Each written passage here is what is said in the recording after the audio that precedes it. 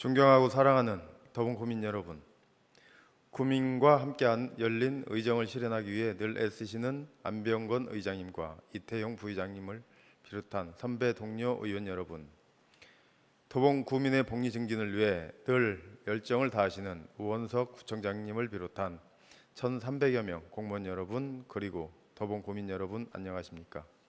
쌍문 13동 창 23동 출신 구의원 정순구입니다. 첫 번째, 신창시장, 창동 골목시장 주차 인프라에 대해 말씀드리겠습니다. 오늘 본 의원은 우리 구 대표 전통시장인 신창시장과 창동 골목시장의 활성화를 위해 반드시 해결해야 할 과제인 주차장 확보와 안정적인 주차 지원 체계 마련에 대해 말씀드리고자 합니다. 신창시장과 창동 골목시장은 각각 1905년과 1970년 개설된 오랜 역사를 가진 전통시장으로 다수의 점포와 상인들이 활동하며 더본구의 생활과 지역경제를 지탱해온 중요한 기반입니다. 그러나 두 시장 모두 충분한 전용 주차 공간이 확보되어 있지 않아 차량을 이용하는 주민과 상인들의 상시적인 불편을 겪고 있습니다.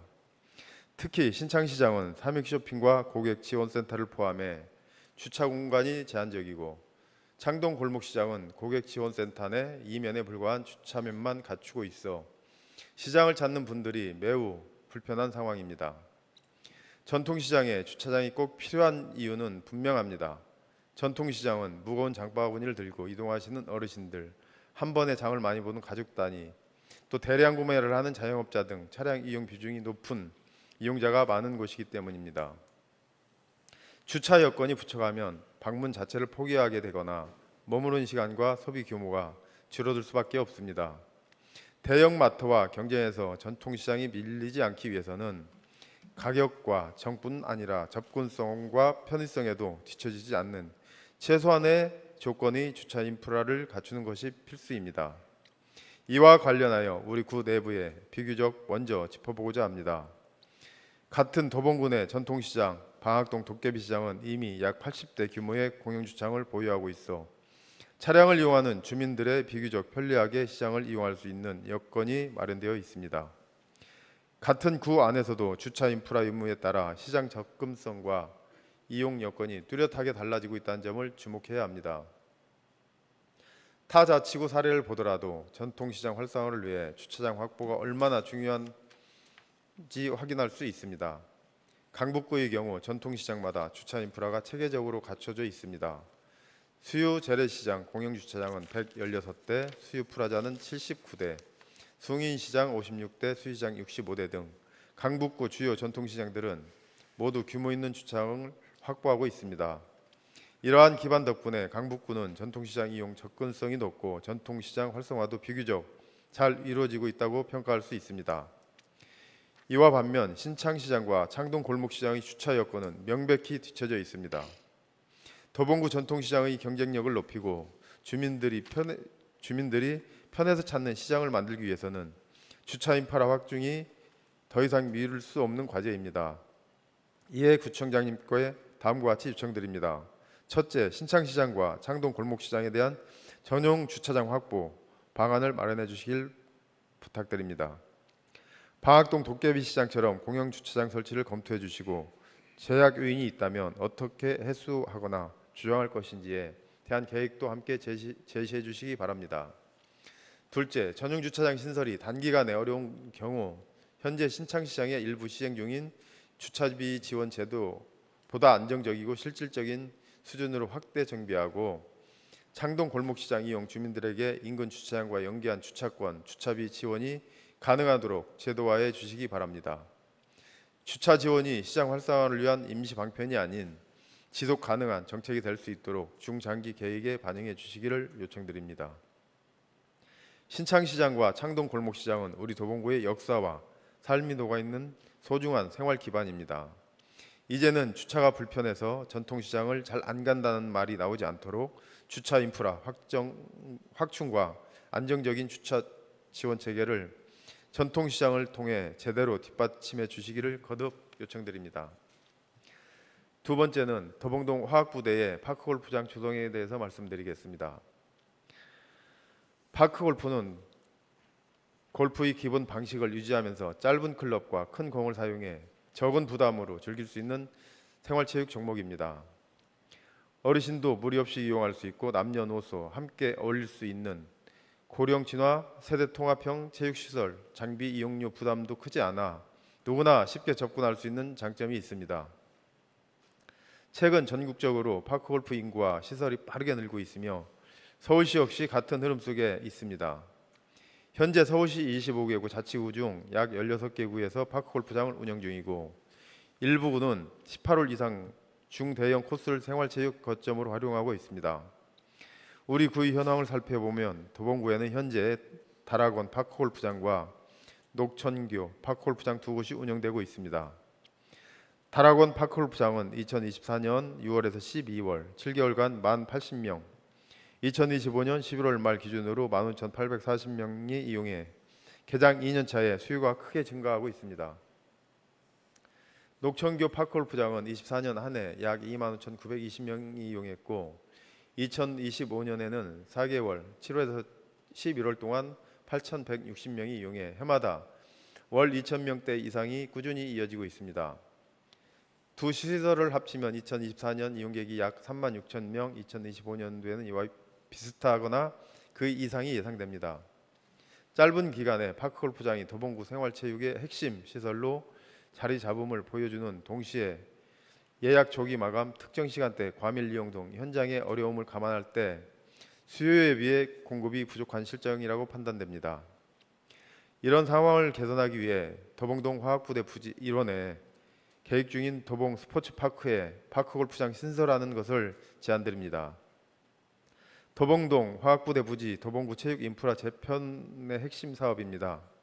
화학부대 이전 부지를 활용해 여러 생활체육시설을 집약하는 사업에 파크골프장을 함께 조성한다면 다락원과 녹천교 집중된 수요를 분산시켜 구 전역에서 보다 빠르게 파크골프를 즐길 수 있는 기반을 마련할 수 있고 기존과 신규 시설 간 기능을 나누어 초보자 교육, 생활체육 중심 이용, 동호회 대회 등 역할을 분담함으로써 도봉군만의 파크골프 문화와 커뮤니티를 안정적으로 형성할 수 있으며 도봉산, 중량천 등 자연환경과 연계, 산책, 휴식, 레저가 어우러진 복합 여가 공간을 발전시키는 데 크게 기여할 수 있습니다.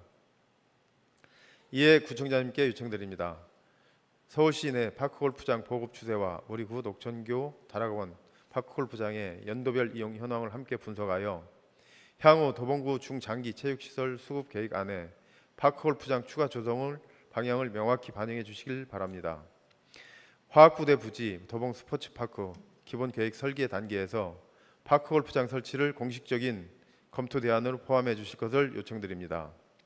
아울러 추가 조성과 병행하여 다락원과 녹천교 파크골프장의 운영 방식과 시설 개선 필요사항도 함께 점검해 주셔서 기존 시설의 서비스 수준까지 함께 높여주시기 바랍니다. 파크골프는 상대적으로 적은 예산으로 구민 건강 증진과 세대 통합에 큰 효과를 낼 수 있는 생활체육 인프라입니다. 이제는 시설이 있는지를 넘어 도봉구 실정과 수요에 맞는 체계적인 확충 계획을 세우고 실행해야 할 시점입니다.